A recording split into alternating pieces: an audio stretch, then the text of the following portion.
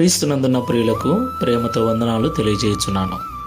ఈరోజు దేవుడు మనకు చేస్తున్న వాగ్దానం ఏమిటనగా, కీర్తనల గ్రంథము 112వ కీర్తన 2-3 చరణములు.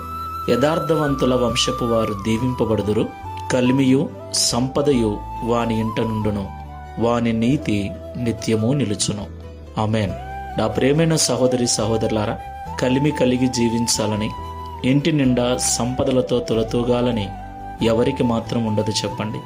మనమందరం కూడా ఉదయం లేచింది మొదలు రాత్రి పడుకునేంత వరకు ఉద్యోగాలు చేస్తూ, వ్యాపారాలు చేస్తూ, వ్యవసాయం చేస్తూ, అనేక రకాల పనులను చేస్తూ సంపద కలిగి ఉండాలని ఆశపడుతూ ఉన్నాం, ప్రయాసపడుతూ ఉన్నాం.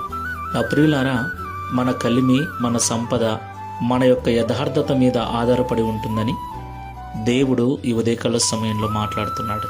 మనము పని చేసినా, వ్యవసాయము చేసినా, వ్యాపారము చేసినా, ఏ పని చేసినా కూడా యథార్థమైన జీవితం కలిగి చేస్తే ఆ యథార్థత మనకు నీతితో కూడిన కలిమిని, నీతితో కూడిన సంపదను అనుగ్రహిస్తుంది. కాబట్టి యథార్థమైన జీవితం కలిగి ఈ లోకంలో మనం జీవించాలి. దేవుణ్ణి ఆశ్రయించిన మనకు యథార్థత చాలా అవసరం. యథార్థవంతుల ప్రార్థన ఆయనకు అంగీకారమైనది. యథార్థవంతుల కష్టాన్ని ఆయన వ్యర్థము చేయడు.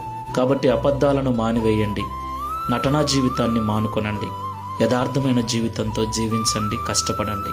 దేవుడు మీ ప్రయాసను వ్యర్థము చేయక మీ ఫలమును నిత్యము నిలిచే విధంగా ఆశీర్వదిస్తాడు. ప్రార్థన చేసుకుందాం. పరిశుద్ధుడా, ప్రేమ కలిగిన యేసయ్య, మీకు స్తోత్రాలు చెల్లిస్తూ ఉన్నాం. యథార్థవంతుల వంశపు వారు ఆశీర్వదించబడతారని, కలిమియు సంపదయు వాని ఇంట ఉంటుందని, వాని నీతి నిత్యము నిలుచునని మాతో సూటిగా మాట్లాడినందుకు స్తోత్రాలు. నిజమే తండ్రి, ఎంతో కష్టపడుతున్నాం, ప్రయాసపడుతున్నాం, కానీ ఇంటిలో ఏమీ మిగలటం లేదు. చివరికి అప్పుల బారిన పడుతూ ఉన్నాం. దీనికి కారణం మాలో యథార్థత లేకపోవడమేనని మాతో మాట్లాడారు. యథార్థవంతులుగా ఉంటే మేము ఆశీర్వదించబడటంతో పాటు మా వంశపు వారు కూడా దీవించబడతారని మాతో మాట్లాడారు. మా నీతి నిత్యము నిలుస్తుందని మాట్లాడారు.